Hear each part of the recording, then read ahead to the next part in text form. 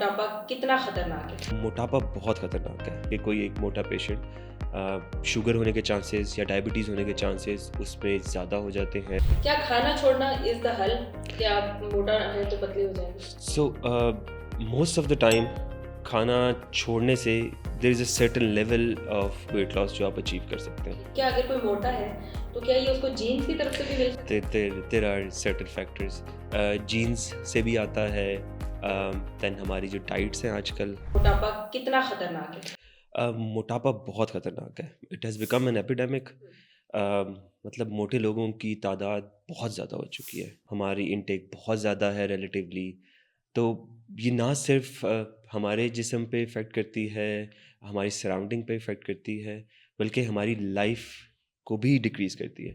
मतलब इमेजिन कि कोई एक मोटा पेशेंट, शुगर होने के चांसेस या डायबिटीज़ होने के चांसेस उसमें ज़्यादा हो जाते हैं, ब्लड प्रेशर होने के चांसेस इसमें ज़्यादा हो जाते हैं, हार्ट डिज़ीज़ होने के चांसेस इसमें ज़्यादा हो जाते हैं। मतलब ये सब चीज़ें मिल मिलाकर आपकी ज़िंदगी यानी आपकी लाइफ़ को एक तरह से रिड्यूस कर रहे हैं। ठीक है? So with the passage of time हम लोगों ने ये सीखा कि अगर आप वेट पेशेंट्स का वेट लॉस करवाते हैं इन अ गुड वे, ठीक है, सर्जरी के थ्रू, न्यूट्रिशन के थ्रू, इंजेक्शंस के through, anything, any way possible, अगर उनका वेट रिड्यूस होता है तो उनकी लाइफ एक तो चेंज हो जाती है, एंड सेकेंडली उनका जो कह सकते हैं ईयर्स ऑफ लाइफ वो भी ज़्यादा हो जाते हैं। ठीक है। तो अब जब से इसके इलाज अभी पहले की बात करूँ आज से चंद साल पीछे चले जाते हैं, तो उसका एक ही इलाज होता था कि आप डाइट करें, एक्सरसाइज़ करें या भाग लें। और ख़वातीन की बात करूँ तो उनकी बेचारियों के पास एक ही आखिर में हल होता था कि बस मैं खाना छोड़ दूँ।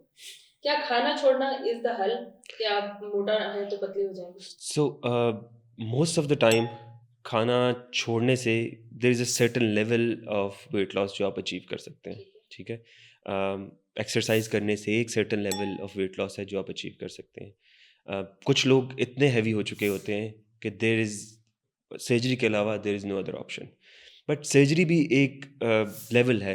मतलब एलिजिबल पेशेंट्स होते हैं जिनके लिए सर्जरी बेहतरी ऑप्शन होगी। ठीक है?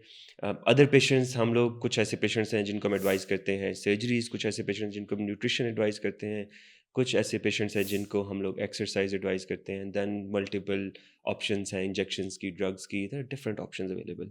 ठीक है? वो हर पेशेंट को हम मतलब उसी तरह उसको क्वालिफाई अगर एलिजिबिलिटी वो बिल्कुल क्राइटेरिया देखने बिल्कुल के बाद आप सेलेक्ट करते हैं ऐसे कि ही, किसने बिल्कुल किस ऐसे ही, साइड जाना है। डेफिनेटली ठीक है। डेफिनेटली। तो ये जो सर्जरी है, ये बाकी जो रवायती या ट्रेडिशनल सर्जरीज हैं उनसे डिफरेंट कैसे है?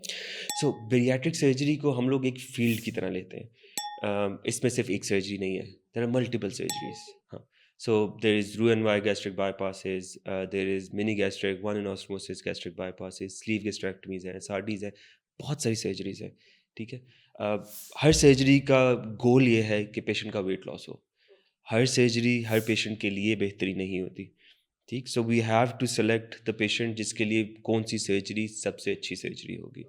एक यंग पेशेंट्स में हम लोग यूजुअली स्लीव गैस्ट्रेक्टमी की तरफ जा रहे हैं जिसमें हम स्टमक को छोटा कर देते हैं, जस्ट द साइज। जी। गैस्ट्रिक बाईपासेस हम लोग बहुत हैवी लोगों के लिए रखते हैं जिनमें हम इंटेस्टाइन्स का कुछ हिस्सा बाईपास भी करते हैं। सो डिफरेंट सर्जरीज हैं। ठीक है। तो ये बताएँ कि सबसे पहले वैसे ये जानना चाहूँगी कि आपके पास जो पेशेंट्स आते हैं उनमें एज कौन-सी होती है जो ज़्यादा एज के आ रहे हैं? क्या वो यंगस्टर्स हैं या वो ओल्ड एज हैं? सो मोस्ट ऑफ माई पेशेंट्स तकरीबन कह लें यंग एज में क्वालिफाई कर रहे होते हैं। सो समवेयर अराउंड 24 से लेके 40 के दरमियान में मोस्ट ऑफ माई पेशेंट्स। ठीक? But there are still patients, अब तो पीडियाट्रिक बेरियाट्रिक सर्जरी आ चुकी है जिसमें बच्चों की सर्जरी की जाती है मोटापे के लिए, जस्ट बिकॉज कि एपिडेमिक बन चुका है छोटे बच्चों में भी ये बहुत तेज़ मोटापा बढ़ता आ है। रहा, बिल्कुल ऐसे ही, बिल्कुल ऐसे ही तो है। ये बताएँ कि इसकी क्या वजह अक्सर हम किसी भी बीमारी का ज़िक्र करते हैं तो हम कहते हैं कि ये हमारे जीन्स में है या हमारी फैमिली में है, हम्म। दाँत में दर्द है या इस तरह। तो क्या अगर कोई मोटा है, तो क्या ये उसको जीन्स की तरफ से भी मिल सकता there are certain factors, genes से भी आता है, देन हमारी जो डाइट्स हैं आजकल देर, मैं कहता हूँ बहुत बुरी, वेरी बैड, बर्गर्स, है? फास्ट फूड्स, मतलब ये डाइट ने बहुत बड़ा रोल प्ले किया है। जीन्स जाहिर है कुछ रोल प्ले करती है, एंड देन हमारा लाइफस्टाइल बहुत सेडेंट्री लाइफस्टाइल है। मतलब मोस्ट ऑफ माय पेशेंट्स वो ऑफिसेज में काम करते हैं, सुबह से शाम तक ऑफिसेज में होते हैं, they don't have time walk करने के लिए, they don't have time exercise करने के लिए, so they end up getting a surgery done, because जाहिर है वो एक्सरसाइज नहीं कर सकते, वॉक नहीं कर सकते, डाइट को नहीं कर सकते because of fast food and all that. फिर अगर जीन्स में भी इफेक्ट होता है, सो ये सब मिल मिला के बहुत बड़े फैक्टर बन जाते हैं पेशेंट के मोटापे में।